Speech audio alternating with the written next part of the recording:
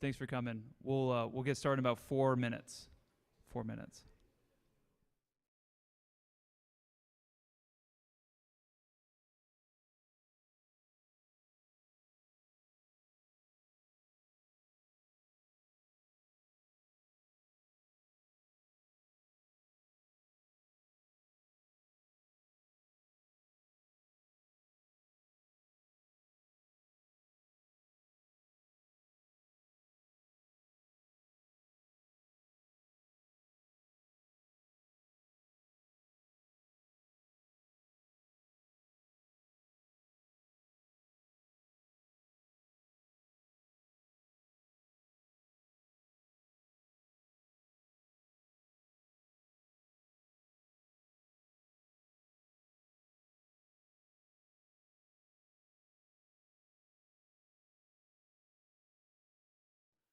One, two, one, two, one, two, one, two.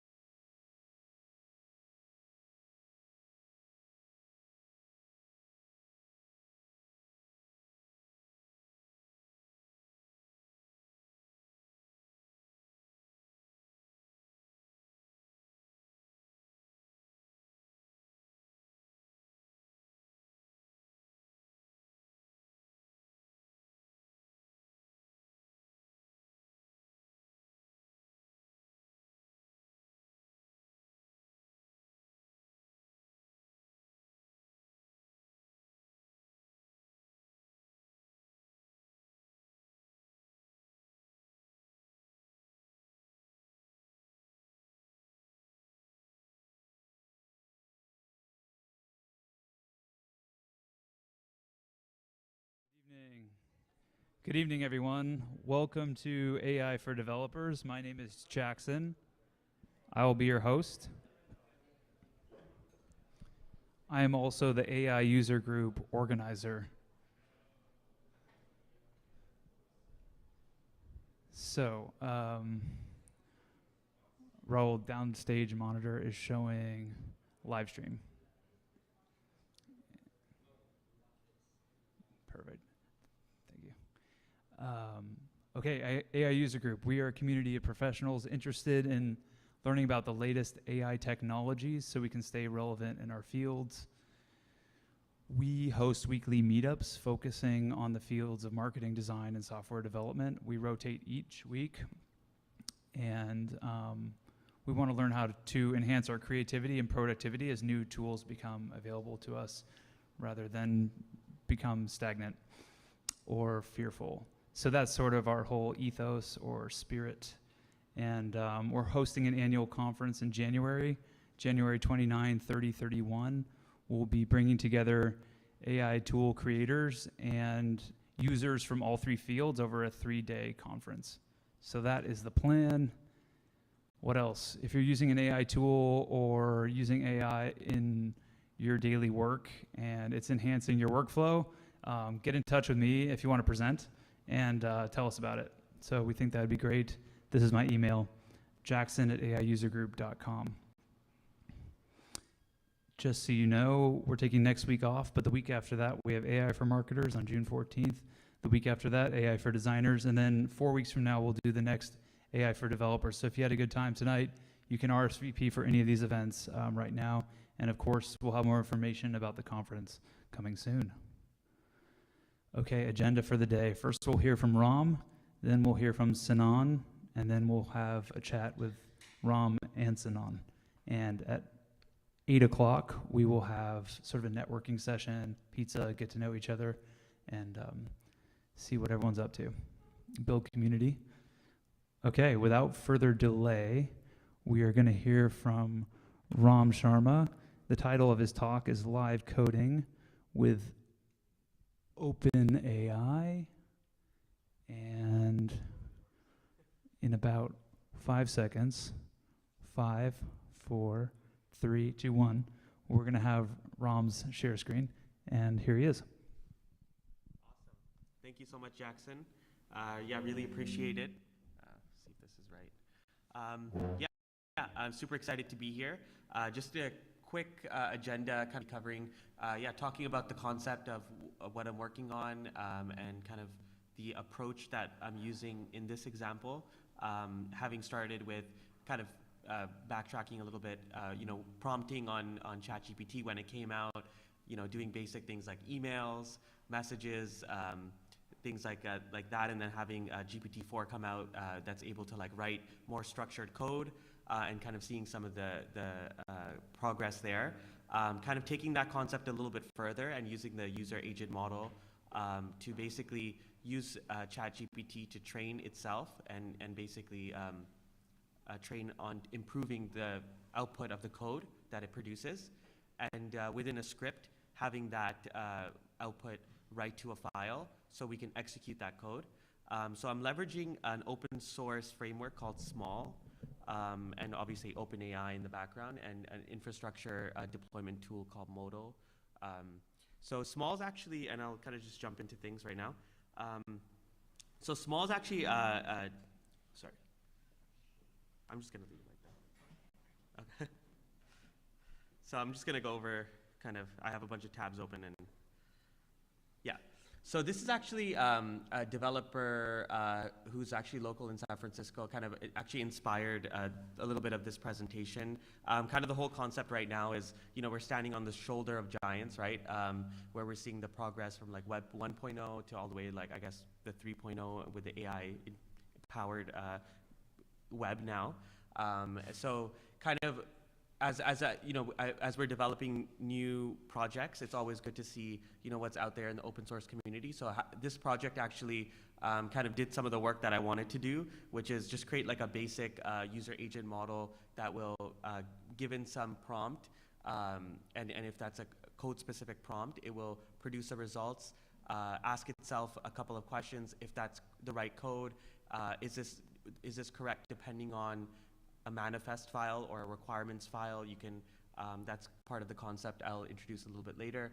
But basically, based on kind of top-down instructions, producing a structured set of files that will eventually execute a website or a program, something along those lines. So this is essentially, like, at a high level, a developer powered toolkit that will basically just speed up your development. And it's a fairly small size, 200 lines of code, and I'll quickly go through things. So also using Modal, which is basically you don't have to worry about Node and kind of what you're running. It kind of lets you do some of that. And Small was kind of using parts of Modal as well to basically deploy the code really easily. So basically, like, the concept here, which I kind of mentioned, and this is from the GitHub of Small. So basically, essentially, it's like prompting based on a main prompt, generating basically a list of files that you'll need. And for each one of those individual files, it will generate the right code and then do some error checking based on that and write essentially out to the file. And so it essentially generate code based on a prompt. So it's not an entire working prototype. So just really fast moving along here. This is a code, I mean, that's basically it. So it has a couple of prompts in there. I'm not going to go through everything right now, but essentially, yeah, it has a bunch of prompts, and then it will write to the file locally when you run this Python code. And so it's also using Modal to deploy it, and then you can run it asynchronously, so it won't consume too many resources, and also it'll basically, it's really easy for development purposes. So yeah, you have an OpenAI key. That's pretty much all you really need. So it's using GPT-4 here, somewhere here, GPT-4, yeah, GPT-4. You can set, number of tokens. You can play around with that. I had to play around with the number of the timeout here because the request limits, you can hit them pretty fast. And so basically, what I did here was when I pulled down the repo, really the main thing here, and really why we're here is around prompting, right? After experimenting several times, I feel like there's a big balance, a bit of a balance between having too much information and too little information, and having just the right information in a structured form, allowing enough of that to really produce the right desired outcome. So essentially, this was an amalgamation. I had to do 6 versions, 7 versions of this. But basically, you have your concept, you list here, and I'll make this bigger. That's better. So you have your concept. It's a financial. This is an idea I came up with basically a simple HTML site that'll show me the top 50 companies by market cap. And the idea is just to display those with some upvote and downvote buttons beside them. So the way that Small is best used is like structuring, in a markdown file like this. So describing your purpose, your files. So I have, a JS script, and you can describe your DOM elements here. And I think that's one of the insights that I found really useful was referencing DOM elements and being very specific about what those DOM elements can do and cannot do, and you can play around with that. There's a couple of other examples in GitHub, in the main repo, with some code producing Chrome extensions. So you can reference very specific things like, based on the text area input, provide an API call to, let's say, OpenAI based on the page you're reading to summarize it. For example, that was one of the projects that was produced out of just a single prompt, that whole Chrome extension. So yeah, sorry, going back to here, so we have a script.js file, just define like a simple style CSS and an index.html. So basically, yeah, just kind of describing the structure of what I'm looking for. So, table structure, just looking for rows that should have specific information. Another thing I learned is like when you're not as specific, obviously it doesn't know exactly which information you're referring to. So I'll share a little bit later, but one of the insights was after referencing the API that actually was recommended from this prompt, I was able to like validate the exact like properties that was being returned in the API and making sure that was correct, because initially the code wasn't working. So, but with this single file, I think like 29 lines, this should actually produce like the whole website to do this. And also, yeah, so I have actually a working version already.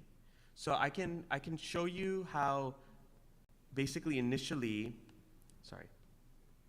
Okay, so this I kind of skipped ahead, but essentially what happens here is this was kind of the first version that I produced based on kind of those described things, and this is all being pulled from a live API, and I had to change one line, and basically I was able to run all this, and this doesn't do anything, but you can expand the concept here. You can say, okay, if an upvote for a certain company saved that locally, for example, you can expand pretty wide there. So another thing though I want to do run is kind of a small alteration. So right now you can see all the data, we can pull it all. I do want to modify it slightly so that every time I click on the upvote button, I'll see a money sign emoji pop up and then disappear. So this was a concept I was just playing around with, and another thing you can do is describe animations in CSS just very simply, and it should appropriately put the right code in the right places. So what I'm going to do is just generate this whole thing now, kind of show you how it runs. So that's, oh, this is really, actually let me clear this up, sorry. Okay. Okay. So what's happening here is running the main method I described earlier with the prompt that is just pointing to that markdown file that we just looked at, and the version 7, which includes the emoji. So I'm going to hit enter. Hopefully this works.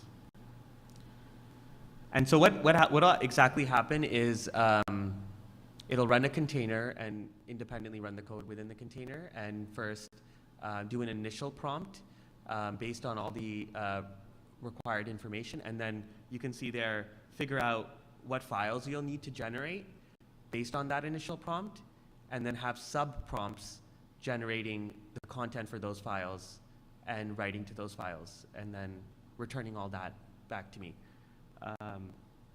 So hopefully this will work. Actually takes a little while. Yeah, so this is gonna like initiate a deployment and stuff. So while that's going on, I can kind of show you some of the iteration that I had at the beginning, kind of starting off like just with a simpler prompt, and actually it wasn't even working previously, but essentially using, this was a concept, just like I wanted to create like an image, the name of the company, the market cap, upvote, downvote. And so this was based on, I believe, yeah, a much simpler prompt from what you saw previously. So I had some placeholder images just defined, and just based on that, I was able to produce, this website. There was one small change. I had to add an API key for the API that's being used to fetch this financial data. So that was the first kind of version, and just adding to the prompt really, and just playing around with it. I was able to kind of change the way I was structuring the HTML file in the prompt, specifically mentioning specific rows I wanted and specific pieces of the information. The other learning there was referencing specific points of data within the API request, or in the response, sorry.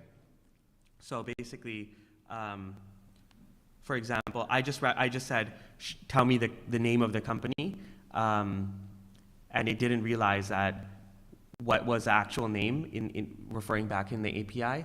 So things like that, it doesn't always get right, and that was kind of one of the insights. It's actually really easy to get to a good starting point, but it's takes a little bit of refactoring when you have to go back and review your API. So basically, I had to specifically reference, company with a capital camel case name, and so when I did that, it actually worked flawlessly. So I thought that was a pretty cool insight there. So let's see if so it looks like it generated all the files. So while it's running, it'll actually go through and kind of tell you, okay, what it's doing a little bit. So it looks like it created a list of dependencies, what files it needed, and what DOM elements it needed, basically, and it'll actually go and generate each one. And so I think I can go into, and it creates like a generated,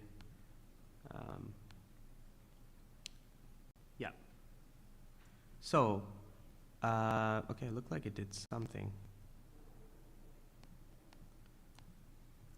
So it doesn't always work perfectly. That's another thing. What I'm gonna do though is just check inside here, generation script. So yeah, it looked like it didn't actually it didn't refer back to the API call here, which previously it actually did pull, so that's kind of interesting. So it looks like it just kind of skipped that part, which is actually right here.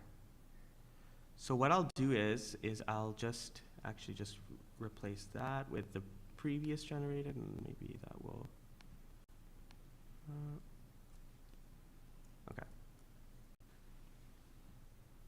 That probably won't work. Yeah, but yeah, that's problem with live demos. But it did generate something, based on, this is just dummy data, but I do have a working version that I generated previously with the emoji, and it actually did appear. So that's there, it's really small. So you can do kind of stuff like that. I mean, this is just a very basic concept.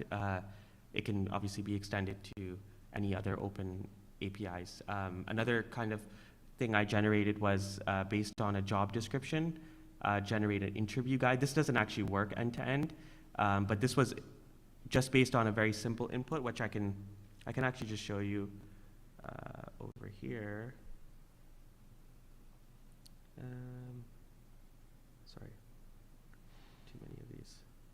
Yeah, so this was actually, I generated this using ChatGPT. I generated the prompt to try to figure out what that prompt would give me, but basically, really only prompt is a website that, based on a URL, fetch the job description and create a guide, basically, to help the person with their job. And I provided a little bit of more information, but this was very high level. And just based on that information, it was able to output this, which doesn't fully work end to end, but it's at least a good starting point, I think. Yeah, so that's pretty much the demo. Where was I in the talk?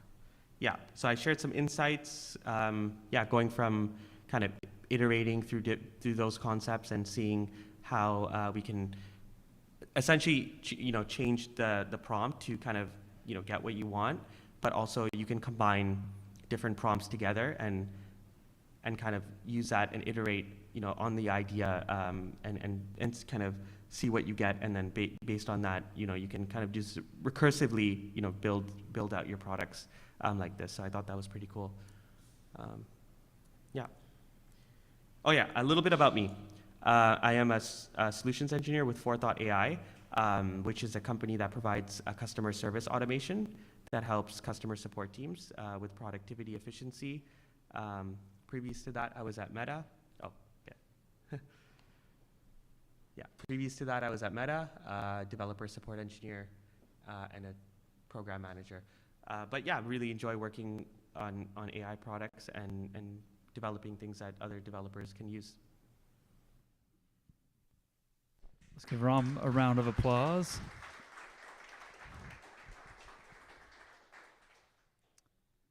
And I'm just looking for my remote microphone so we can do some questions from the audience. And I think I misplaced it. So does anyone have a question they'd like to ask Ram about his presentation? Can I just ask, when you want to ask your question, just stand up so that the camera can capture you?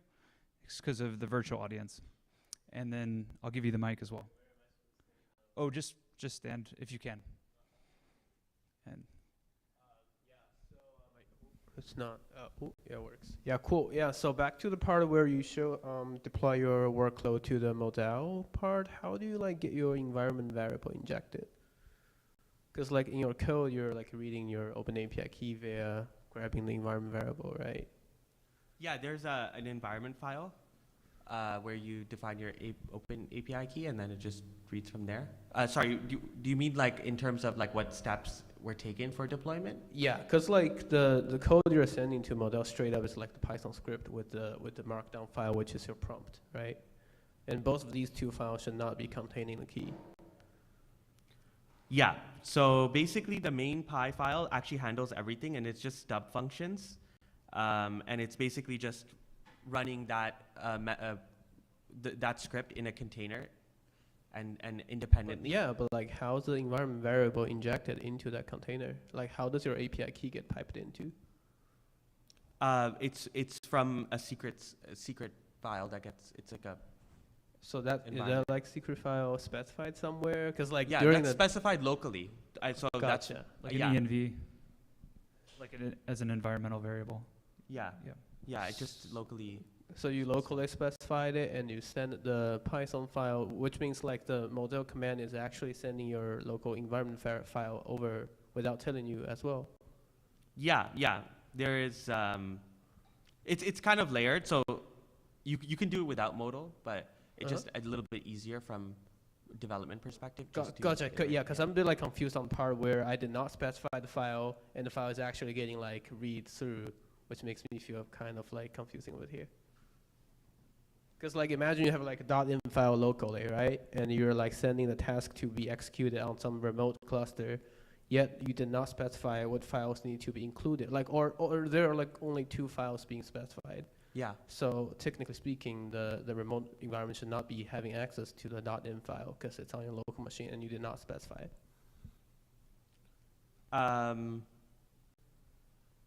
Yeah, it's an OS environment variable, so it just gets. Yeah, I have to look more in depth on Gotcha. that. Yeah, we can talk about it later. Okay. Yeah. Thanks, though. Yeah. Thanks so much for the question. Would anyone else like to ask Ram a question? Perfect. And just, yeah, perfect. Thank you very much. Hey, nice to meet you. What is the cost of Yeah. running and generating all those things? Oh, Yeah. and of course you're using GPT-4. Not everyone has access to GPT-4, I believe, right now. So I think it's open now, but not yeah, really good sure, question. sorry. That's actually a great question. So you can do a couple of things in here. You can change. You can use 3.5 Turbo, which I think is cheaper, and you can also set the max tokens too. But just in terms of just general actually guidance, I think I actually have it open here. So like for example, yesterday I was just testing this thing. I created like 5 apps for $8.60. Awesome, thank you. Yeah. That's crazy. It is actually a little expensive for some things if you're creating very simple apps, but there's room for optimization. There's a lot of room actually. Okay, let's take the question in the back. I'm going to have to pass the mic, but I'm going to power it down. How about that? And let's just pass this to the back.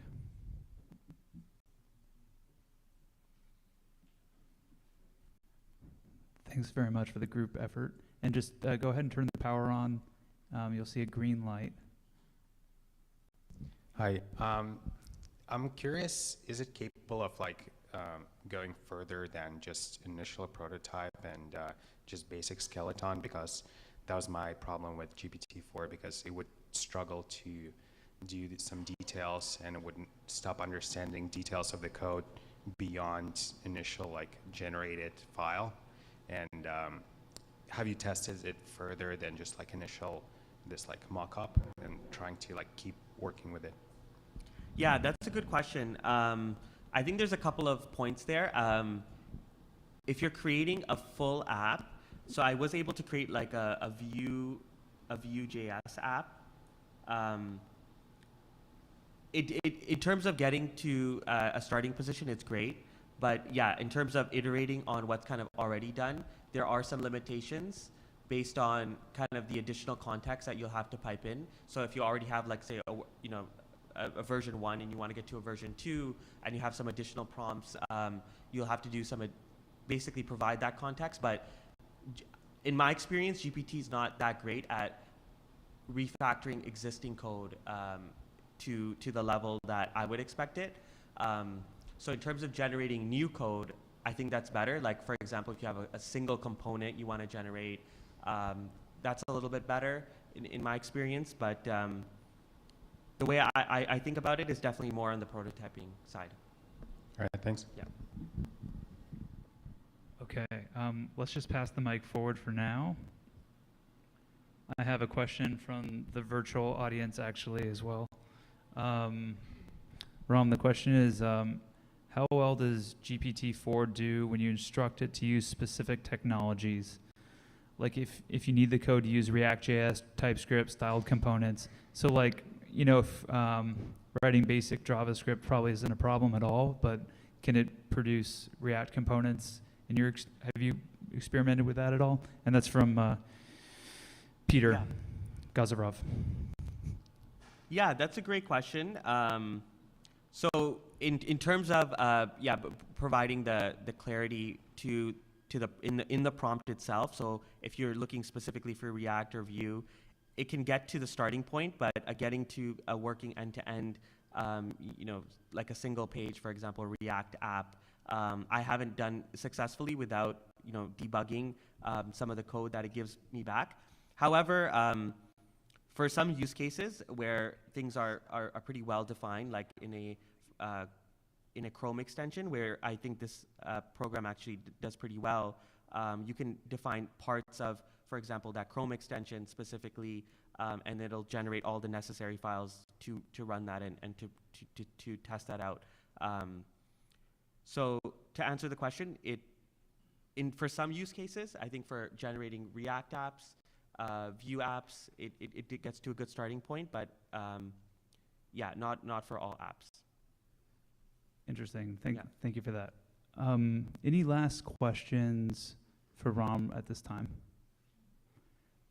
Okay, let's give Ram a round of applause for this awesome presentation. And we'll get Sinan up next.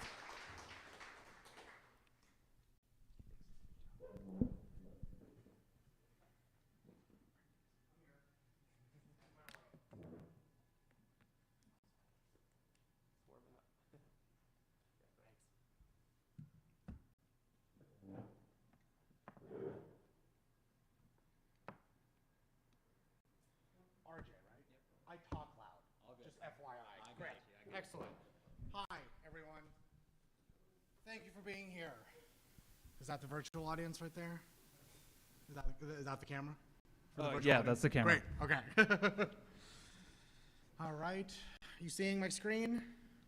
Are you seeing my screen better? Yes, great. All right, well, good evening, or good morning, good afternoon, wherever you might be. Thank you for being here. My name is Sinan Ozdemer. I am here to talk to you a little bit about getting started with open source LLMs. So obviously we're all very familiar with OpenAI and what they're building, although they're closed sourced LLMs, their pricing plans, their APIs, but I want to tell you a little bit more about how we can get started with developing for open source LLMs. Now, a part of our talk tonight is going to include some history. Maybe you know it, maybe you don't. That's fine. It'll be a bit of a refresher. But a little bit about myself. My name is Sinan. Yes, it is Turkish. I am the current founder of Loop Genius, where we use AI to help entrepreneurs get their first 100 customers. We are hiring a front-end dev for anyone who might want to find me or my two co-founders during networking. I also lecture for O'Reilly and Pearson. I have done so for several years before transformers were cool to lecture about. So there's that, I suppose. I'm a former lecturer at Johns Hopkins, where I taught data science and math about 10 years ago. Started a company with someone in this room, went through YC. There he is. Hi, Jameson. About another 10 years ago, went through YC, sold that. I host an AI podcast, blah, blah, blah, blah, blah. I write books. Let's get started. So, brief history of modern natural language processing more or less starts around 2001 with the first neural language model. So this is the introduction of deep learning, popularizing deep learning into natural language processing. Fast forward about 12 years, we get the first usable, scalable word-to-vec embedding models. So if you're familiar with the term word-to-vec, maybe you're not, it was basically the state-of-the-art way to encode semantic information, raw text, into a machine-readable format before large language models. Fast forward another couple of years, the introduction of a new kind of mechanism to boost deep learning architecture starts to become popular, and it's called attention. The term attention is basically just a family of math calculations that at the time, in 2014 through 2017, was enhancing recurrent neural networks, LSTMs, to make their lives a little bit easier. But then, in 2017 comes a big shift, called attention is all you need. This is a paper that came out of Google, which introduced the concept of a deep learning architecture called the transformer. The transformer originally was a sequence-to-sequence model. Takes in a sequence of things, let's call them tokens, let's call them text, takes in a sequence of text, and outputs a sequence of text. That's what the original transformer did. That's all it knew how to do. Now, this is the parent model for what we now know today of GPT, BERT, T5. All of these are derived from the transformer architecture. Now, I bring this up because generally, you can break apart LLMs into two categories: autoregressive language models and auto-encoding language models. You're all probably very familiar with autoregressive language models. These are the kinds of language models whose sole job, at least in their pure form, is to predict the next token that it thinks you wanted to say, given a series of past tokens. So it's like word predict. It's predicting the next word given a blank. If you don't, blank. This is how GPT works, if you can think of that. Auto-encoding models are different. Auto-encoding models have bidirectional context. They don't just have a blank at the end, they can have a blank anywhere in the sentence. So if you don't blank at the sign, you will get a ticket. With more context, what your perception of what that blank should be completely changes. Now, these are the two primary motivations for language modeling for the transformer.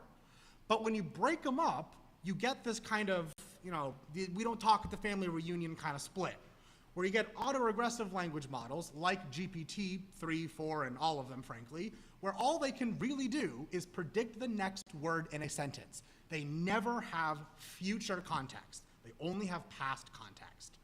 And this is where we get the term natural language generation, which becomes generative AI.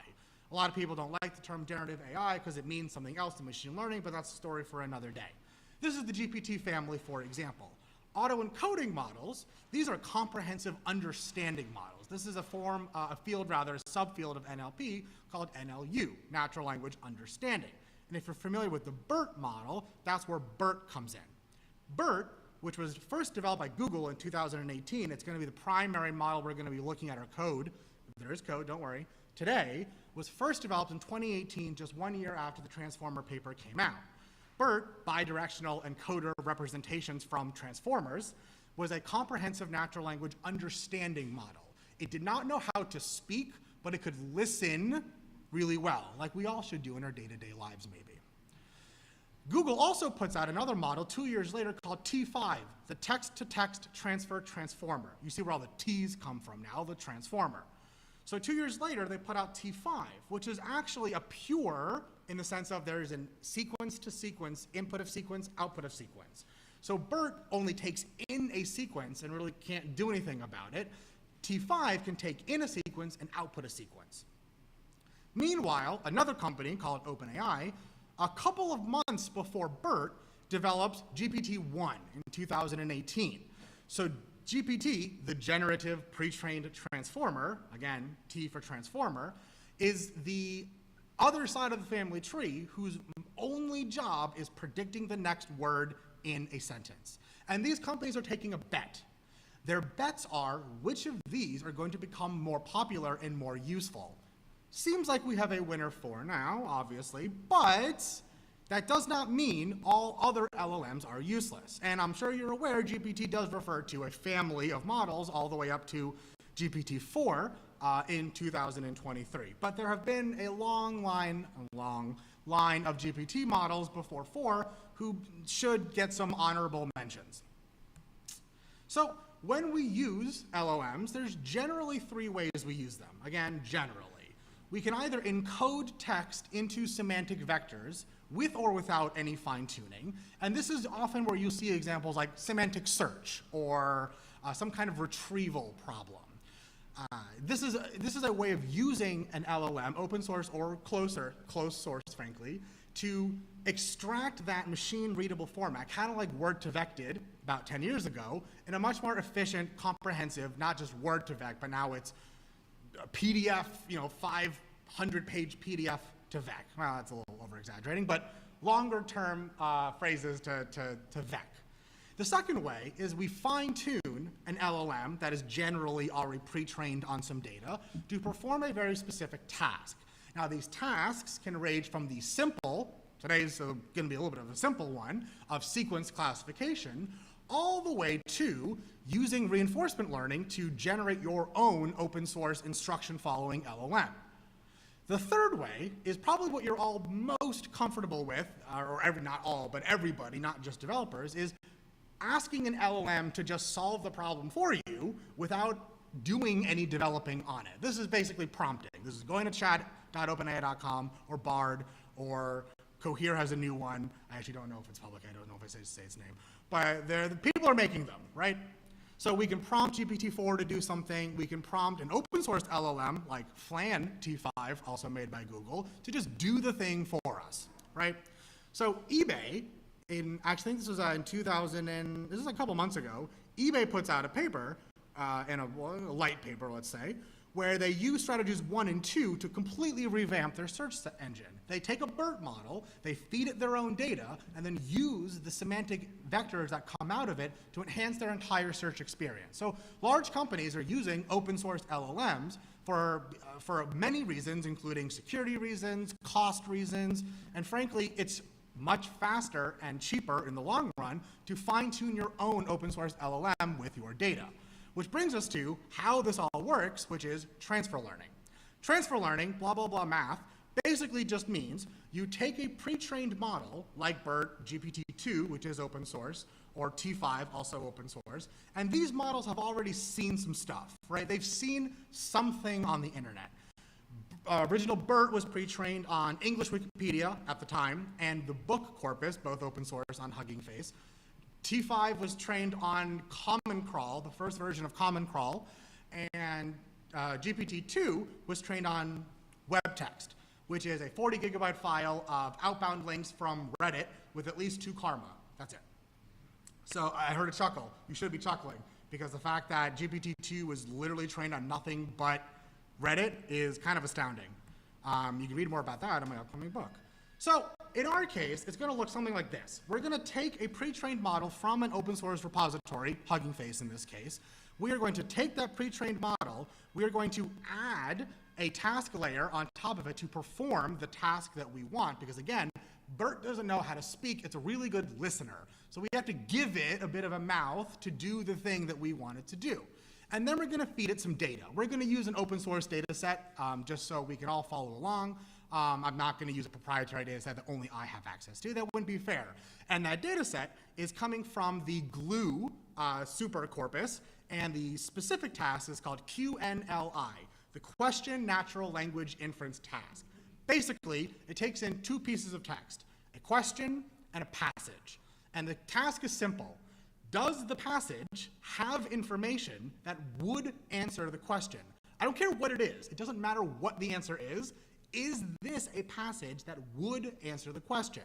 And you can think of this in day-to-day life as, well, I would want to retrieve information from a textbook and make sure that this information will answer the question if I'm making like a tutor AI. So this QNLI is a really basic and powerful task that can be expanded to all kinds of industries. So what our kind of low-level model is going to look like is something like this. If you've never really seen the inner workings of BERT, don't worry about it, but the basic premise is BERT takes in a tokenized sequence of words, tokens, I should be more clear, and also with reserved tokens. So CLS is a reserved token in BERT, stands for classifier, and also the SEP token, which stands for separator. All LLMs have reserved tokens, even GPT-4. They just hide it on the back end, which is fine. All LLMs have reserved tokens. That's probably not true. I'm sure someone made one without a reserved token, but pretty much any modern popular LLM will have some reserved tokens. And what we're going to do is we're going to add this layer on top of CLS with basically just a simple feed-forward neural net layer that you would find in any PyTorch implementation before transformers, and it's just going to classify between 0 or 1. And the labels here are entailment and not entailment, which is philosophy speak for yes or no.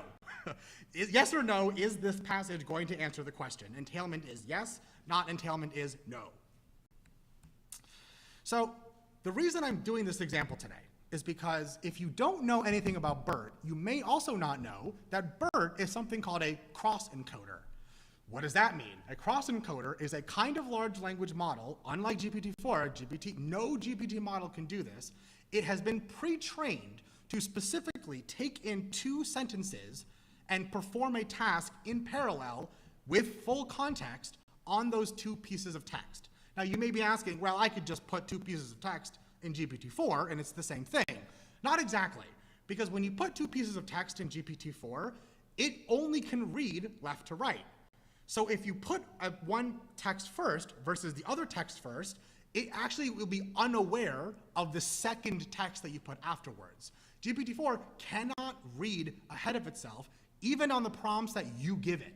When you type something in, the first word is not yet aware of the seventh word, even of the words that you type in. But BERT breaks that. The B in BERT is bidirectional. It is aware of all tokens all the time, always, which makes it a better listener than GPT-4, and a faster listener at that. So we're going to be taking advantage of the fact that BERT is able to take in two pieces of text at once and process them extremely quickly. In our case, the two pieces of text are the question and the passage.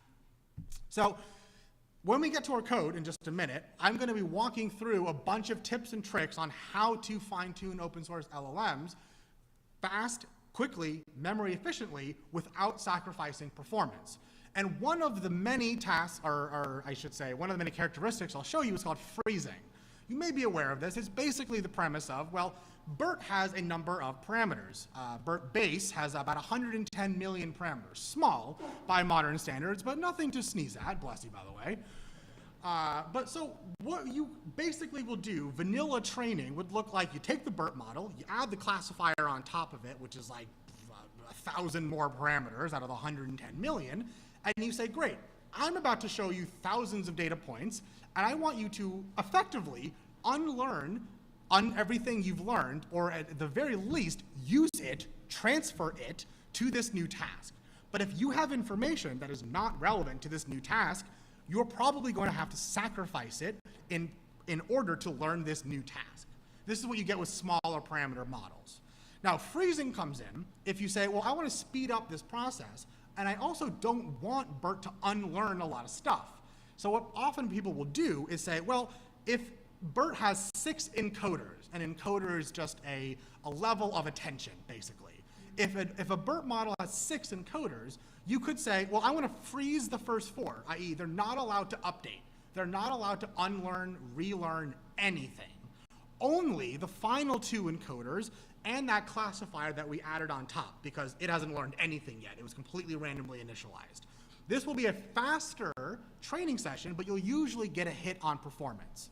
The extreme of this is to freeze all of BERT. You can never freeze the classifier. Again, the classifier is randomly initialized. It has to learn something.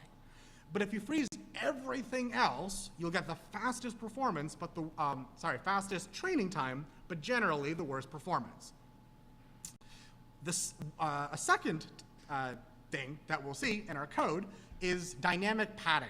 And if you're kind of worried about how much code there is going to be, then one of the nice things is Hugging Face has effectively built all of this in to their Transformers package. So we're going to be using almost entirely the Transformers package to do all of this. We are barely going to write any code by hand. We're going to be using almost all of Transformers pre-built packages. One thing they offer is called dynamic padding. If you've ever done machine learning before or fine-tuned a model before, when you have vectors of text, they all have to be the same length when they enter the model. Now, the naive way of doing this would be to say, well, I have all these pieces of text of varying length. I'm just going to go ahead and pad them all to the largest one before I even start my training, which is totally fine. You're allowed to do that. But it's very inefficient because if your longest text is like an outlier large, you're leaving money on the table, and that's not good. So what dynamic padding will do is say, well, don't pad it yet, but every time you take a batch of data, like 8 of them, 32 of them, 64 of them, every time you take a batch of data, pad that to the largest element in that batch, and that batch alone. So you end up with a batch size on average much smaller, which, as you'll see, leads to much faster training times. So let's go ahead and switch to our notebook. I'm going to go ahead and do that right now.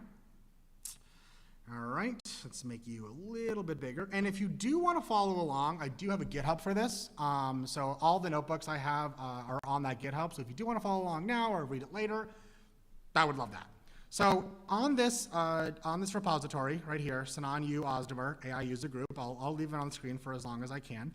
We have 2 notebooks. The first notebook, the primary notebook, is called Fine-Tuning BERT.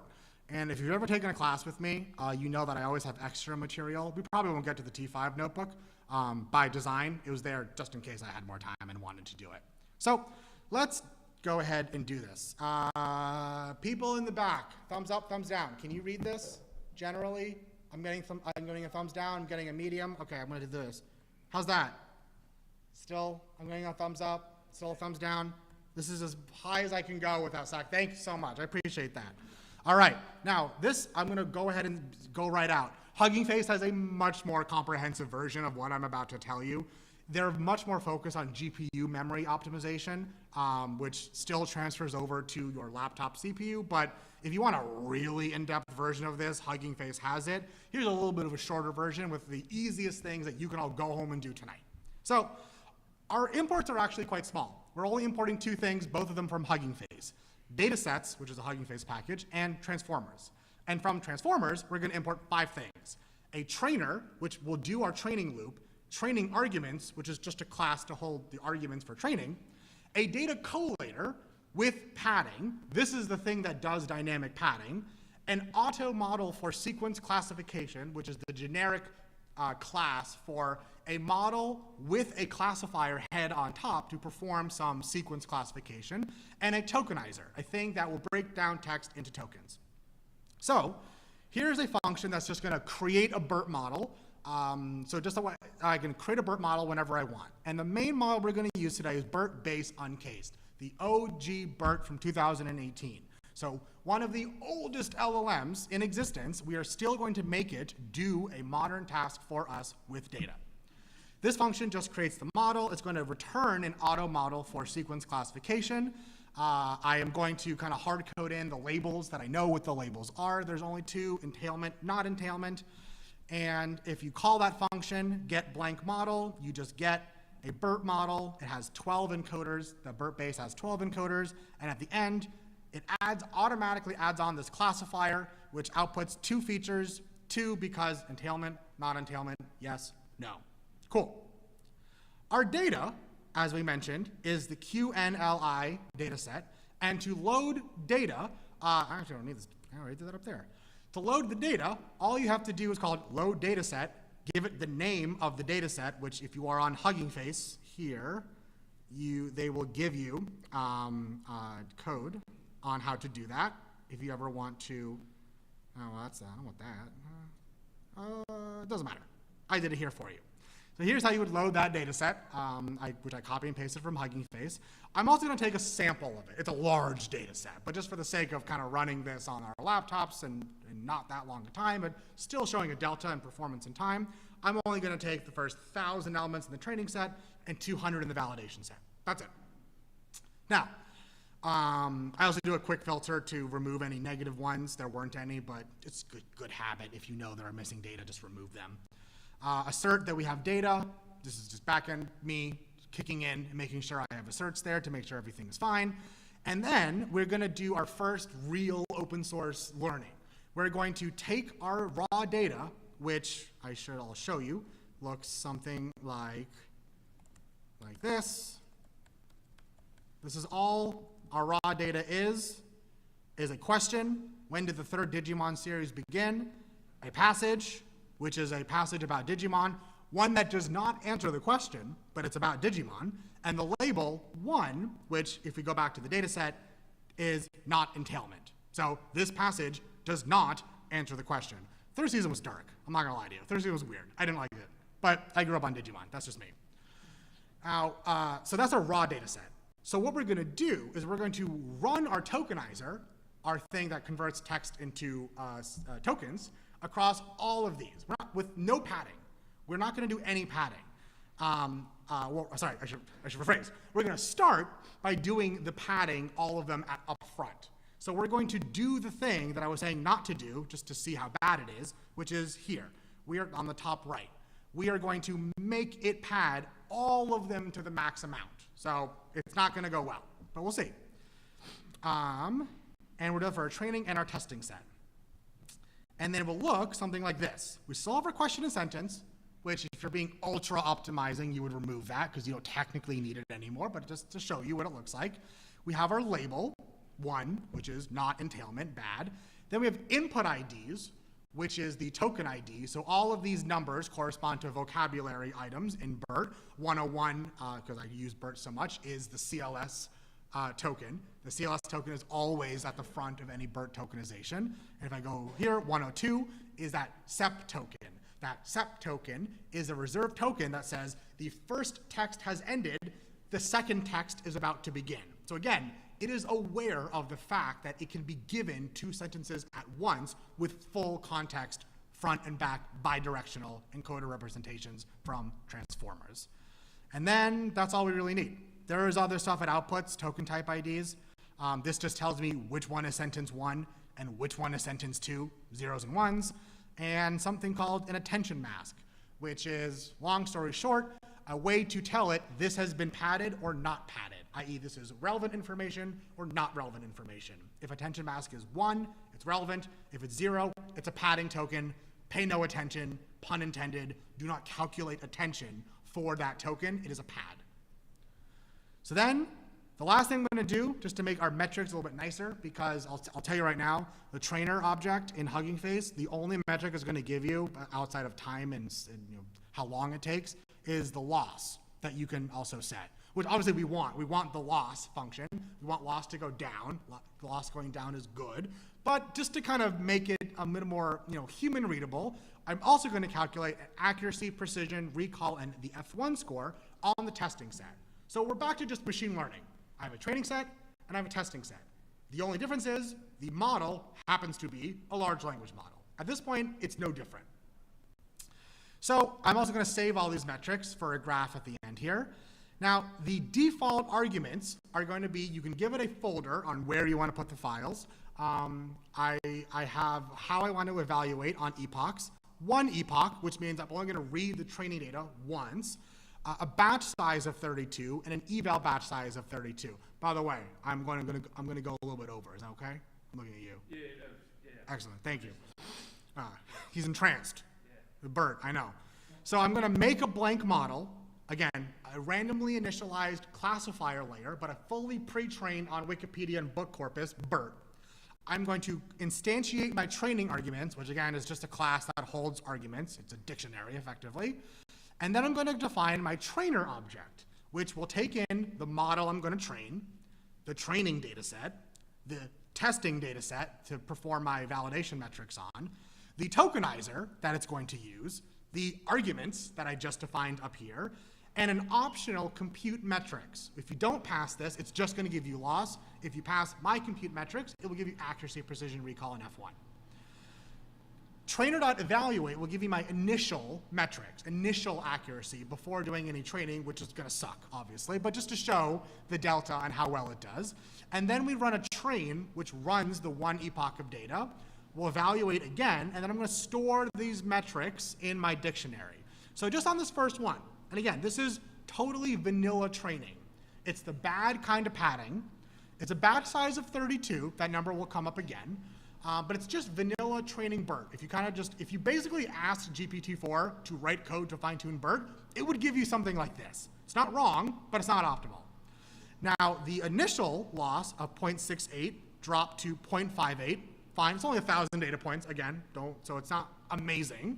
And our accuracy rose from 0.5 to almost 70%. So it's learning. Even on the 1,000 data points, it's learning QNLI. And if we gave it the tens of thousands or hundreds of thousands of data points, it would learn more. But it's learning. That's all we need to know for now. First trick. If memory is a problem, this is not just a speed boost, it is much more a memory boost. If memory is a problem, i.e. your model doesn't fit in your RAM, specifically because your batch size is too big, easiest thing you can do is to drop the batch size from 32 to 8 in this example, and add gradient accumulation, which is math language for before you do your backpropagation and gradient descent, wait 4 turns of seeing 8 data points, which creates an effective batch size of 32. So it doesn't perform the main crux of deep learning, backpropagation and gradient descent, until it has seen and accumulated gradients for 4 batches of 8 data points each, making an effective batch size of 32. Now, I'm going to skip the metrics for now, because I want to show you them in the end as a graph, but that's the first trick. That's going to save you not just time on a CPU, but massive amounts of memory on a GPU. It is the #1 easiest way to save memory if you're training, even on a single GPU on Colab, or if you have one at home. I have one at home on a computer I affectionately call Kronk, from Emperor's New Groove, because he is a himbo. He's strong and dumb and stupid, but I love him. So dynamic padding is the next one that I talked about. So again, instead of padding all of them to the same size up front, I'm going to do it dynamically for each batch. And I'm going to do the same thing. The difference now is, if you remember I imported data collator with padding, I haven't used it yet. Now I'm going to use the data collator with padding. If I don't do this, transformers on PyTorch will use the standard data collator, which does literally nothing. It just takes the data, puts it in batches, and shoves it into BERT. No padding, nothing. This one will perform the padding before giving it to BERT, which is what we want. So we want to dynamically pad our data. The other thing we need to do is our training set. Remember, we padded it to the maximum length. I'm going to redo that. This is a new training set, so I have to redo my tokenization without padding this time. Now, in my real life, I would have done it in the first place. But this is how you should be padding your data in your day-to-day life. You should be padding it, or you should be tokenizing it without padding, and reserve the padding for training time. Again, everything else is the same. You got a model, arguments, trainer. Only new thing here is I'm passing an optional collator object, evaluate, train, blah, blah, blah, blah, blah, blah. So this one now has the gradient accumulation and dynamic padding. And I'm going to give you a little bit of a sneak peek and say our timing has gone down significantly. The first amount of time it took for the vanilla training, I believe this is the vanilla training, yep, was almost 2 minutes. I know, staggering. We've already gotten it down to 1:28. Now, that might not seem like a lot of seconds, but if you're thinking hours, we have now just seen a drop in 25% of time, and we have done almost nothing, and accuracy is actually a little bit better. That's a little bit of that's going to be more or less. This is not supposed to improve your accuracy, but it's maintaining accuracy at 25% training speeds, and a much significant memory bonus if you're doing it on a GPU. Model freezing.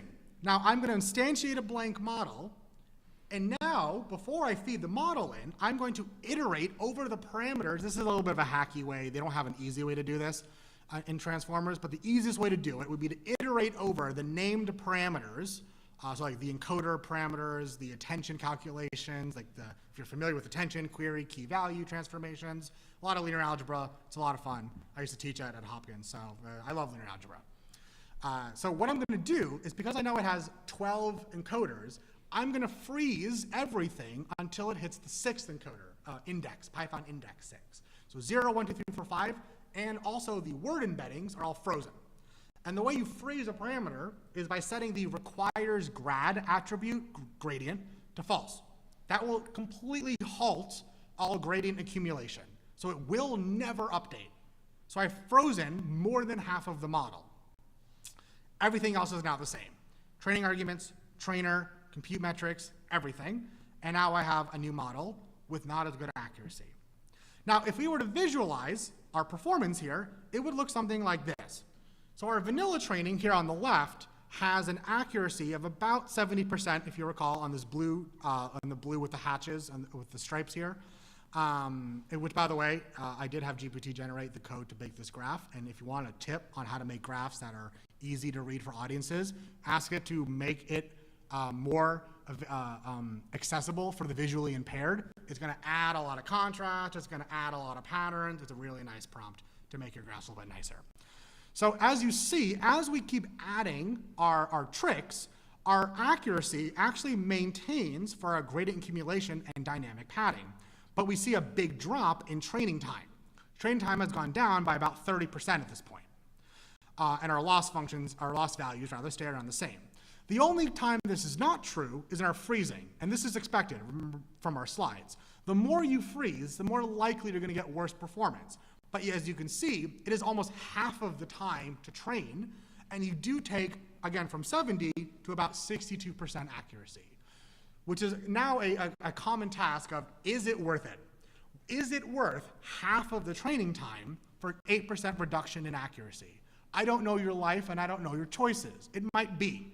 If you need to train your model every day, and if your customer support, your CSAT doesn't really take a hit if your accuracy drops 8%, go for it. Why not? But this is something you're going to experiment with. You're going to experiment with how much should I freeze. There's obviously way more advanced techniques like gradual unfreezing, where you freeze everything, and every epoch you unfreeze a little bit of the model to kind of get the best of both worlds. And then to use our model, it's very simple. We can import from transformers a pipeline object. The pipeline object takes in our fine-tuned model, which we will generate, or rather load, from that directory that we set. And this is, by the way, the one with gradient accumulation and dynamic padding, which technically have the best performance and a good training time. And then you can just pass in pieces of text, open source, in your notebook. And this is correct, by the way. The first ones are entailed. The second two are not entailed. Easy peasy. So coming back to our slides, just to kind of wrap things up, because I know I want to stay a little bit on time here. Size isn't everything. The model we just used was 110 million parameters, but with enough data and with proper training techniques, you will make it outperform GPT-4 on hyper-specific industry-related domains. If you want to check out my new book, I have several examples of doing that, beating GPT-4 handily, just by feeding it data in an appropriate and efficient manner. You can beat GPT 3.5 on 4 on several tasks. Will you beat it on every task? No. GPT-4 can solve thousands of tasks, but most of us don't need to solve thousands of tasks. We need to solve like 6. So if you need to solve like 6 problems, look for an open source model to solve those 6 problems. If you want to check out my new book, I do go beyond this with reinforcement learning and kind of showing those like more optimal techniques on how to use reinforcement learning to do your fine tuning. Here was an example of taking a FLAN T5 model, making it more neutral, making it a bit less opinionated, more factual, more neutral. Here's an example of me trying to make my own instruction fine-tuned model from GPT-2, the open source 110 million parameter GPT model from OpenAI, where it can actually will be able to answer questions that you give it, like rewriting sentences to have a different feel, or writing a mythical backstory for my D&D character of Daedric, Prince of Solitude. So you can make these open source LLMs do some pretty cool stuff if you just pay attention to how you train it and how effectively you can pass those data into those models. Now, I'm going to end it there. I will say the one thing I will say before I go, on the GitHub, I do have an example of using that model to make a Streamlit app. Streamlit is a really lightweight way to kind of share and prototype your models. I have it online on Hugging Face, but all that's in the GitHub as well. But I'm going to leave you with, I hope this pretty short discussion gives you some new perspective on LLMs. I want to pass it back over to Jackson just to make sure that we have a little bit more time for Q&A. Thank you so much for listening to me ramble about open source LLMs.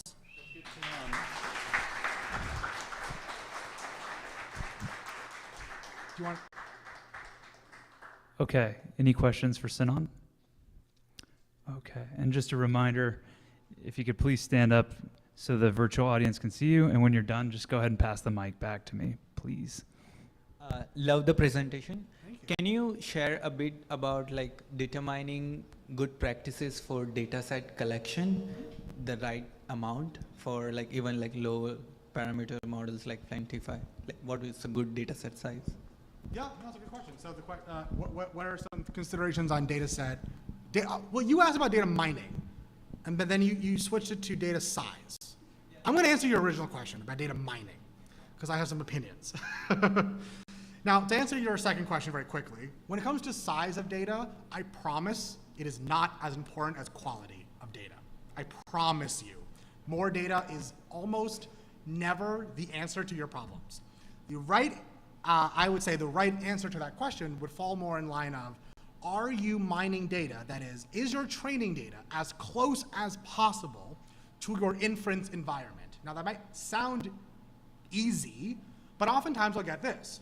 Well, hey, Sinan, I listened to your talk, and I took that data set with Digimon in it, and I used it, and now I'm deploying it for my IT company. It's not going to work that well, because the QNLI data set does not have a lot of IT information. So it's going to be really good at understanding animes, but it's not going to be super good at understanding, I've dug myself into a hole here, something smart IT related. So it's a mismatch. And just because it's the same task doesn't mean the data makes sense. So the data's got to be close to your environment as possible.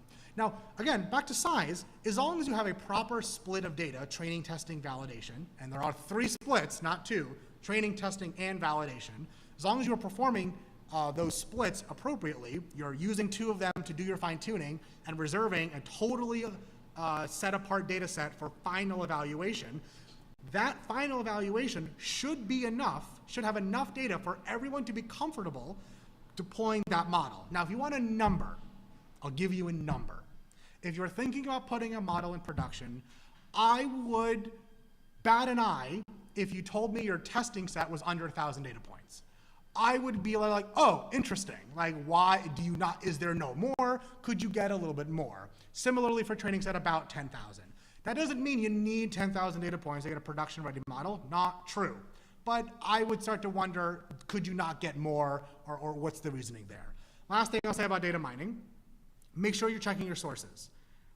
There were some chuckles when I said OpenAI used Reddit to train GPT-2. I don't like that. That's not good. If you've ever been on Reddit, some people on Reddit are not the most truthful. I know. And it's a reason why I use GPT-2 to make my own instruction fine-tuned model. It becomes, I don't want to spoil it, it becomes obvious pretty quickly where it learned its information from. So I'll leave it at that. Make sure your data source is safe, is ethical, as non-biased as you can possibly get it. Humans are biased. It's close to your inference environment, and let's say 1,000 for training, or 10,000 for training, 1,000 for testing. Fair? Fair. Sinan, could you put up the GitHub? Oh, yes, of course. Just one more time. Good point. One more time. AI user group. And I did AI user group because I will be here in July for the marketers event. So I'll add the marketing code here too. He'll be back, RSVP today. He will return. Yeah. Okay, let's do the roundtable, and if there's another question for Sinan, we could probably sneak it in on the roundtable. So let's get Ram back, and it'll be open Q&A, and You want to see here? Okay. we'll see how it goes. Okay,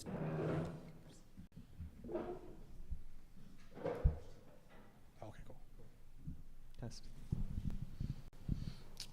seeing me? We see. Can I unplug? They kind of see both. Oh yeah, go Okay, ahead. good.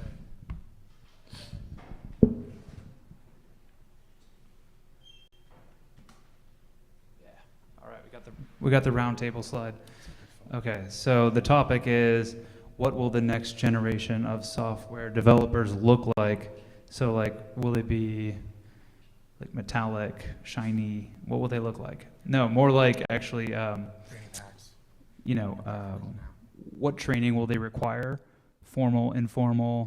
What are some good skills in your view for them to work on? This could include people just getting started or people already in the industry. What would be your recommendations? And I guess if it's not too big a question, what's the answer to the question looking forward 6 months, 12 months, and maybe 2 years?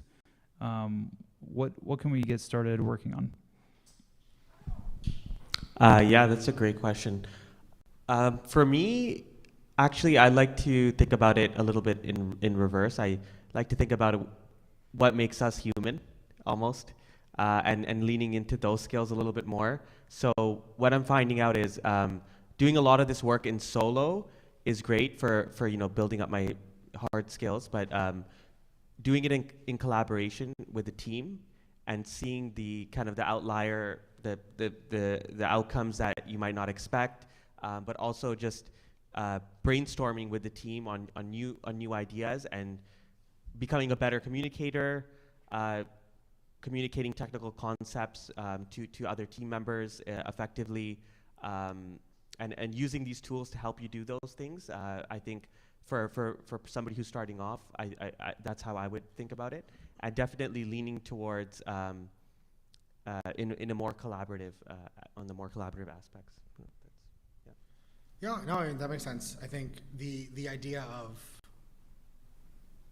so I guess one thing that you may have read on Twitter or just seen in general is the idea that the prompt engineer is royalty now, right? The person who knows how to waltz in, talk to GPT 3.5 or 4 or Cohere or Claude or whatever, well enough to save you money, answer your questions, solve your tasks, save the day. But I think they're kind of like what Salesforce engineers used to be, if you remember that. When Salesforce first came out, it sucked. It still kind of, doesn't matter. It was really hard to use when it first came out. So a class of workers came up called Salesforce engineers, whose job it was to waltz in, use Salesforce appropriately, and solve the task of the company at hand. But what happened? Salesforce got a little bit better. Their UIs got better. They bought a bunch of companies. I don't know if that's relevant, but they did.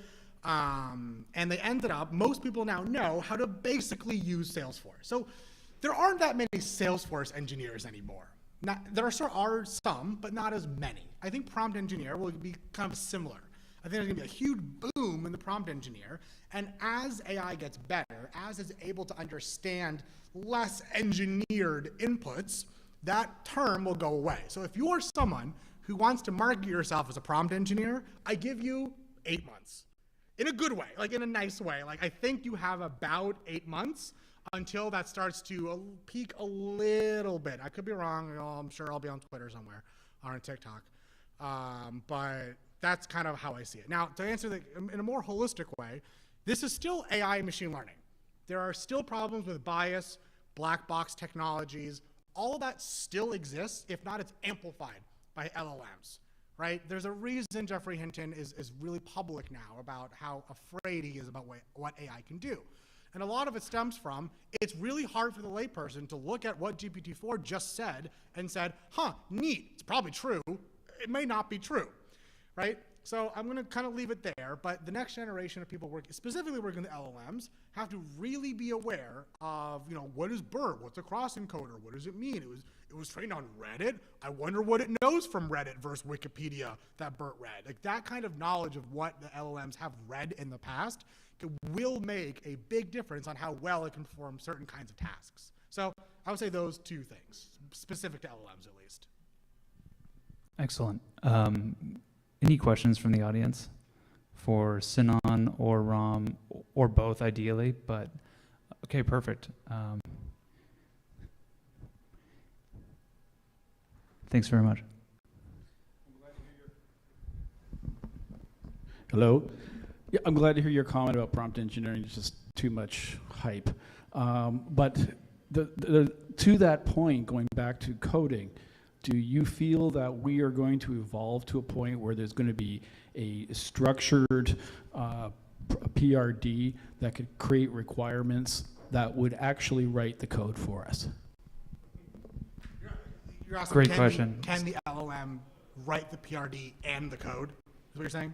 Or from a PRD generate the code? From a PRD. So I tell the product manager, after a brainstorming session, let's just take a picture of the marker board, get it in, and generate the code. Sinan first or Ram? I think you got more on that. Yeah. So from my experience, it's a little bit rudimentary, but yes. So I think in my example, I was just gave a requirements for a financial website, using just any top 50 by market cap. Just based on those basic requirements, I was able to generate like a full working website with one minor code change I had to make with the API key I had to insert. But other than that, I think we can get there, and the LLMs are kind of moving in that direction. But when it comes to managing the prompt and the requirements, I think that's where a lot of the fuzziness is right now, like between too much detail, too little detail, what that language might look like for the LLM. I think different like GPT-4 might respond to certain instructions differently compared to like a specifically trained BERT model. Yeah, so there's a bit of differences there, and I think comparing some of those requirements versus the outcomes and kind of the combination of those, that's what I'm experimenting with right now. I'm going to be everyone's least favorite improv partner. Yes, but there's always going to be a ceiling, right? I think today AI can solve tasks on your sprint board, not a PRD, but your sprint board. It can solve your bugs. It can write a test case. It can do that pretty handily for most code bases. I see plenty of YC companies doing that. But it comes to generating a full-fledged product from a PRD.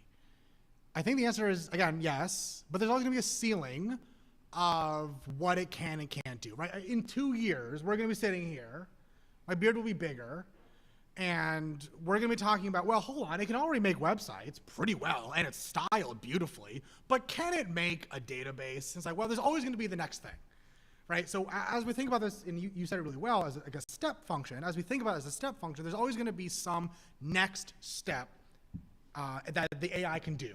Right, OpenAI usually likens this to, it can solve the LSAT with some margin of error. It can solve this thing with some margin of error. And eventually that's going to turn to, oh, it can code this kind of task or this kind of task. But there will always be a ceiling. I mean, I'm no futurist, but I would have to imagine we're going to eventually evolve a point to beyond the way we code now into some quantum computing. And by then, I don't know what an LM can do in that kind of realm. I don't know, again, not a futurist, but we are going to eventually evolve beyond how we code today. And will the LLM catch up before then is the real question. To me, it feels like no, but again, not an expert in that specific field. So yes, but. Fair? Fair. Any other questions? Perfect. And just passing you the mic. And thanks for the help. Mic's on, so RJ will tune you in. Hey. So right now it seems like when it comes to AI, it's almost synonymous with machine learning and all those things. But do you think like there's any other technology completely different from this that could possibly replicate AI in the future? And or are there anything like currently in the works, like just a completely different technology? Because right now it seems like kind of like a one-way technology, like we're just like really focusing on it. And I don't know, I cannot imagine that AI would, like the way AI would work would be the same like the way the brain works with neurons, like passing data. And machine learning doesn't seem like kind of like that at all, but I don't know. It's not. Yeah. One thing I'll say is AI and machine learning are different. Like even like textbook speaking. The way I would define it is, an AI is some simulation of human intelligence. Now, a friend of mine will coined a term that I really like called washing machine AI, right? If I have a washing machine that has a weight sensor in it, and it will detect how long to run the cycle for based on how wet it is and how much clothes in it, I would consider that a very rudimentary form of an AI. It has taken an input and made a decision, acted on it, and has improved my life in some way. Was it machine learning? No, but it was some kind of AI. Now, machine learning as a subset of AI is just any form of algorithm that takes in historical data as input and then uses that to perform generally either some kind of prediction, or predictive AI, some kind of clustering or something of unsupervised learning, right? And then there's reinforcement learning, which I don't really have time to get into. To answer your question, are there other kinds of machine learning AI out there that are really interesting to look at? Absolutely. Deep learning is not that new. Deep learning as a popular technology is less than 100 years old. Before deep learning, there were plenty of other kinds of models that are still in use today. Just at NeurIPS, in the last NeurIPS, there was a great paper that came out that said deep learning, including LLMs, still underperform tree-based models for structured data. To this day, most structured data, like data you'll open in an Excel file, is still better solved by XGBoost or random forest than a deep learning architecture. So there's still, like, deep learning hasn't won yet. It has won in the hearts and minds of us on Twitter or whatever, but it's not the answer to everyone's problem. And I think you kind of mentioned this, but I have a lot of neuroscience friends from Hopkins who are always quick to say, that's not how the brain works, there's other stuff. I'm like, I know, but it's an easy analogy. So I don't know if I'm answering your question perfectly, but I'm not someone who thinks that deep learning has solved everything, we're done here. I still use random forest and XGBoost for a lot of my applications because they genuinely outperform BERT or some kind of GPT on certain kinds of tasks. Do you want to add to that? Sorry. No, I thought that was great. But I just actually do want to add, I'm personally really curious about the human-computer interaction elements, where AI is one layer on top of that. But with the hardware, with the advance in robotics, combining various technologies to produce like new outcomes, I think we're going to kind of reach a point probably where storage capacity, computation capacity within a robotic system will be kind of pushed to the limits, and kind of new advancements will probably be made on maybe even the material science side, nanotechnology, for example, but that's probably way out there. Does that help? Any other questions from the audience? Cool. Let's just pass right there. And just a reminder, please stand if you can. Sure. I do like the part you in your presentation mentioned, like there are certain machine learning models performing better than large language models on like certain specific tasks. So let's say we have, or have you ever seen the sort of approach where we combine multiple smaller models together and have a router ahead of it to take the same challenge? Do you think that's going to be like performing better than large language models by default? Because like for now, we don't have a benchmark for large language models yet. Well, I mean, there is ensemble learning, which is basically just shoving together several disparate machine learning models together to make a better prediction. And that's what XGBoost and random forest are all part of. So there are cases where you take multiple machine learning models, put them together, and they can outperform LLMs on some tasks with some industries. Is that your question? Yeah, but like let's say we have like a router that's good enough to take like any sort of task and route that to a specific model. So let's say you give an image and knows, oh yeah, I should route this to an OCR model. It put in text, I know I should put it to like TTS model. I see what you're saying, kind of like an auto GPT kind of thing, right? Where it's like, yeah, but like the point, the thing behind auto GPT is like still using GPT to do what it's supposed to be doing, which doesn't do what I want to do initially. Right. Well, again, with the term auto GPT, I don't like it, just because it's not all GPT, to your point, right? It's all like other kinds of models. Now, I don't know how much I don't have a lot of experience in that kind of chaining of models together, but it's been pretty interesting to see how a GPT-like model can perform that reasoning of what models to send it to, given an information of what the models at its disposal are. It's actually very fascinating to see things like that coming up. I don't think I think it's going to be a Band-Aid on the ability to solve multiple kind of multimodal tasks at once. But I got an email today from Google saying Bard can now output images. I haven't seen this yet, but multimodal is already here, and it's going to come way faster than we think. And again, like prompt engineering is a little bit of a Band-Aid, I think that's going to be a little bit of a Band-Aid as models become more kind of sprawling. And as you just mentioned, if you're like, if they're for like, let's say for GPT, we're using GPT, let's say GPT-4, 3.0, whatever, acting on the router beforehand, it needs to be like figuring out the intention of the input and route it over. Doesn't that like sound another search? You work in customer support? No, you should. I work on machine learning AI, but similar stuff. But I think, to your point, within the application stack, and depending on what application you're building out, I think there's a place for different LLMs in various parts of the stack. So for example, for example, a chatbot, a customer support chatbot, we might have one type of LLM that might be pre-processing the text input from the user and then routing. For example, if we wanted to do some more chit-chat functionality and we wanted to get to GPT-4, we would do a layer there and then come back to our LLM. So there's a bit of a chaining there, but again, I think it depends on the application you're building and where each LLM would fit. Chaining is totally viable, yeah. And don't forget the chain to flag offensive and inappropriate content. Always include those. Sorry, just want to make sure. Yeah, that's like another way of, so like traditionally when you're developing a client service or a customer service chatbot, you'll be implementing multiple smaller models over there. Like if you work at a bank, there's going to be a lot of like fraud detection models performed over there. But yeah, I see the point you're making over there. Another question kind of want to like brought up specifically to Ram is so throughout your process of like building your large language, well, I guess large language model applications, what's like the biggest technical challenge you've encountered and how did you get through that? Yeah, in terms of this example that I had, the challenge was the code that it was generating.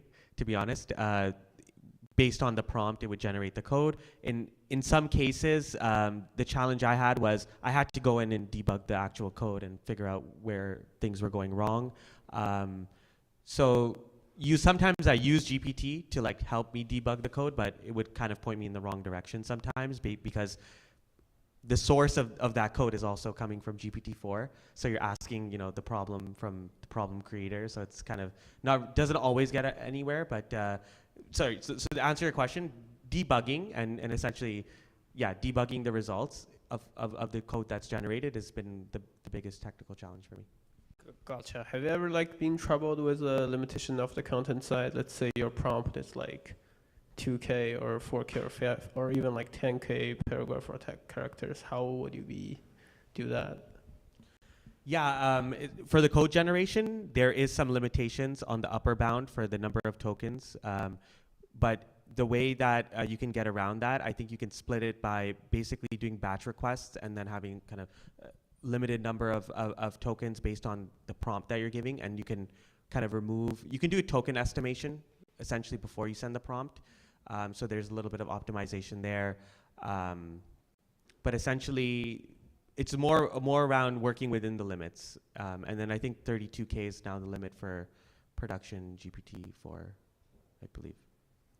Yeah, I mean, I've tried to work around with that, but like chunking it down is one way to deal with it. Yeah. But I'm looking for like better solutions too, as well. Yeah, I don't have any better solutions off the top of my head. Thanks. Great question. Quick question? Yeah, I have a quick question. Comment. Quick comment, please. Yeah. So like I've seen like one model from Berkeley, which is just focus on API routing and selecting the model, and also Hugging Face agent, which can select the best model. And a very abstract question, if I want to clone myself, like as an agent or AI model, how would you proceed? Like how do you record the sequence and the data structure and like, with an LLM? Yeah. Is that Llama Index? Is that the one you're talking about? Is that Berkeley? Can't remember.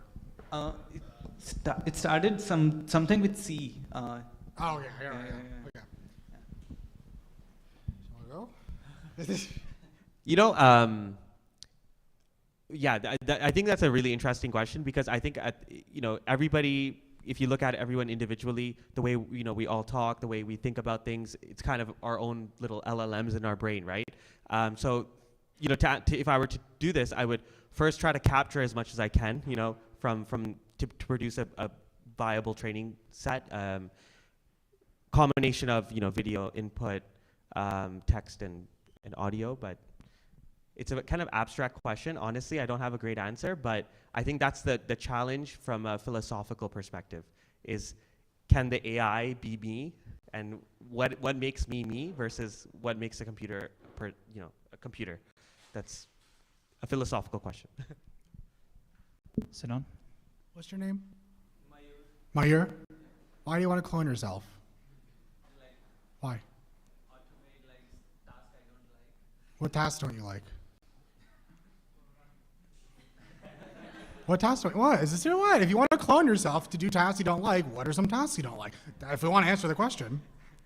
Yeah, like, so apart from development, I like also do like. You're at an AI for developers event. You don't like development? Yeah, like I'm making some marketing content or something which like sometimes not the best use of my time. So yeah. Thank you, because I appreciate that. I suck at marketing, right, Jameson? Yeah, I'm horrible at it. I've written 7 books and I can't bear to tweet about it, right? So when you're thinking about a task that you want to automate because you want to clone yourself to do it, the first thing I genuinely think to myself is, but if I'm bad at it, why do I want to clone myself? So seriously, I'm bad at marketing. Why would I clone myself to do marketing? So to answer the question, it's going to be a combination of 2 things. It needs to understand what I want and what my style is, and it also needs to have some best practices for what it is I'm trying to do. So now here's the real answer. If you want to open up an LLM, you want to tell it, here's the task I'm trying to solve, and you want to tell it, look, I don't quite know how to go about this. Because LLMs have been specifically aligned, technical term, aligned through reinforcement to help you and be helpful and be as harmless as possible. That's an eye roll for whoever's listening and not watching me. But, so you want to say, okay, here's some samples of my writing. Here's a little bit about, here's my LinkedIn. Can you tell me a bulleted list of who I am? What's about me? What do I like to do? How do I like to write? You like analogies. Oh, you like short, casual language. Oh, you speak English mostly, or whatever it is. And then you want to give it a task. Usually the task comes first, but you want to give it a task of, hi, I'm trying to do a marketing task. And maybe you reach out to a friend who knows marketing and says, I have a blog about marketing. Please read this and tell me the top tips of marketing. So now it knows the top tips of marketing. Now it knows the top 10 lists about who you are. Now it has mostly everything it needs to help write marketing content in your voice, even though it's technically not a clone of you, because that's an extension of you now, right? That's really where we want to think about how we can use LLM to be extensions of ourselves, not just, I can't do everything. The things I'm good at, I do. The things I'm not good at, I have GPT-4 do. Okay. Does that help? Great. Any other questions? Guys, the networking. Yeah, we're going to do some networking. Let's give Sinan and Ram a round of applause one more time.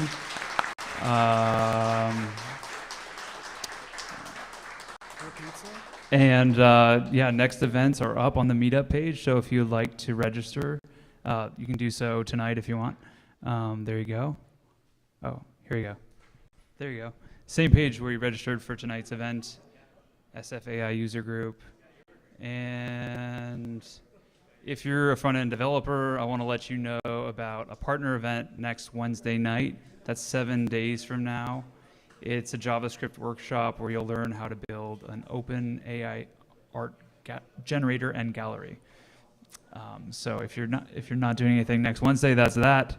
Otherwise, thanks for attending, and get in touch with me if you want to present or you know someone who wants to present. And let's do some networking, meet each other, chat with Ram and Sinan, get autographs, and so on and so forth. Thanks so much, and I'll talk to you soon.